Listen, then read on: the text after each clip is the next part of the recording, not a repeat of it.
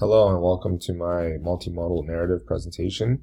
For this presentation or for this project, I chose to use SoundCloud as my technology tool in order to help me learn Spanish. I accessed a channel called Language Transfer, Complete Spanish. That was the name. That was the name of the channel. And what it did is it essentially acted as a series of mini lessons in which a presenter took the audience through the beginning steps or beginner level Spanish learning mini lessons. So, background, a little bit of background. While English is mainly considered a Germanic language, a considerable amount of Latin exists within the language. However, there's phonetic differences as well as differences of which syllables are emphasized. But because of this language transfer in between Latin and English, there's roughly about 3,000 words, which are essentially spelled the same in both, and have the same meaning in both English and Spanish. So these words are called cognates. So the definition of a cognate is a word in a language which shares the common origin and have similar meaning, spelling, and pronunciation. So for example, Spanish and English,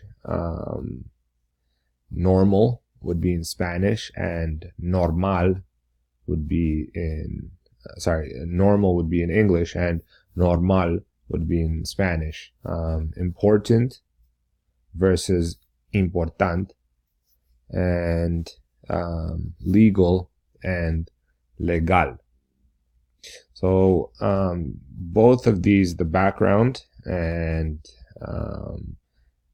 the mention of cognates, was something that was not only talked about in our course briefly, but it was also talked about within the SoundCloud lessons, which I found very interesting because it helped me as the audience kind of understand the relationship between English and Spanish and feel a little less anxiety about learning this new language, because there was a decent amount of crossover. So I thought personally for me that made it very easy to start, and this was basically the starting point of the lessons, is learning about this crossover, which really helped ease me into beginning to speak the language and pronounce it correctly. So moving on, another one, something that I wanted to talk about was syntax. So Spanish syntax for me was easy to learn because it just included the object and the verb. So for example, I like you, it's just te quiero. And another thing is like, how do you say, you take out the you, so you just say como se dice. So that was easy for me because it simplifies the rules of grammar a little bit, and Spanish makes it easy because they drop the subject. So it's not subject, object, verb. It's just object and verb, which I found very easy for me to retain.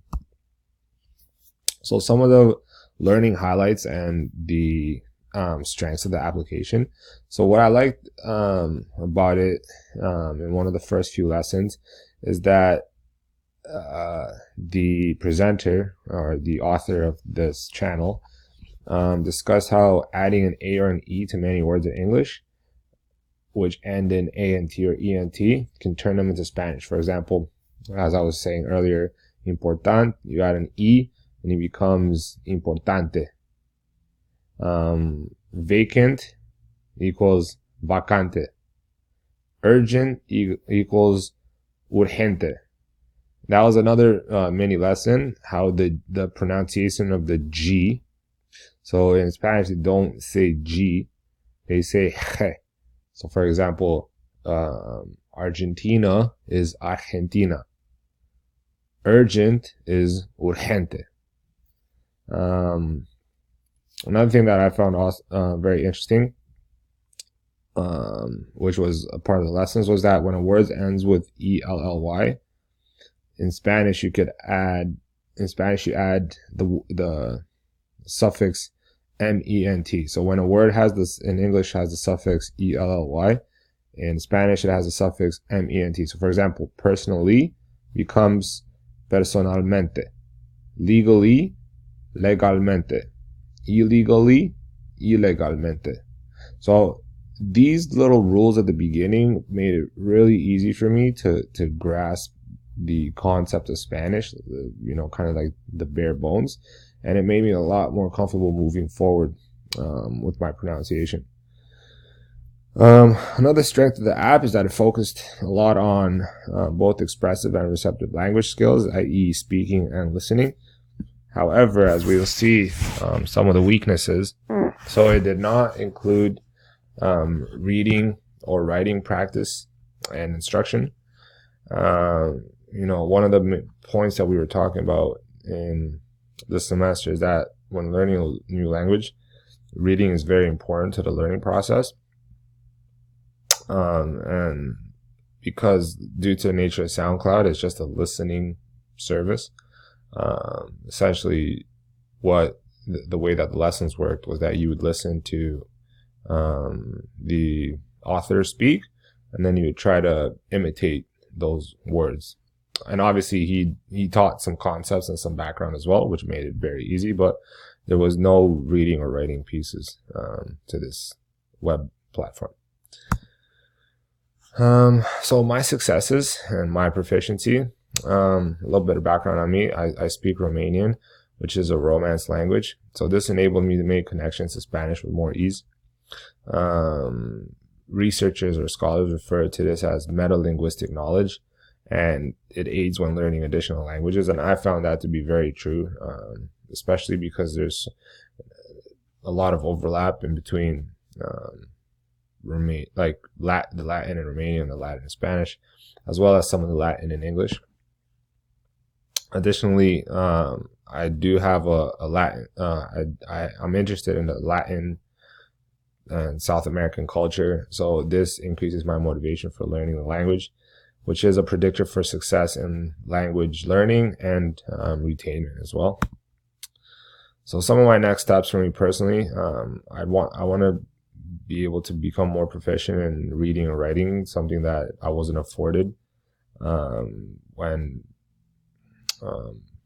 using this web-based platform, and learning how to string together more complicated sentences and becoming fully conversational Spanish. Anyways, this was my presentation. I hope you enjoyed it. Thank you very much, and I appreciate all the hard work you've done with us this semester.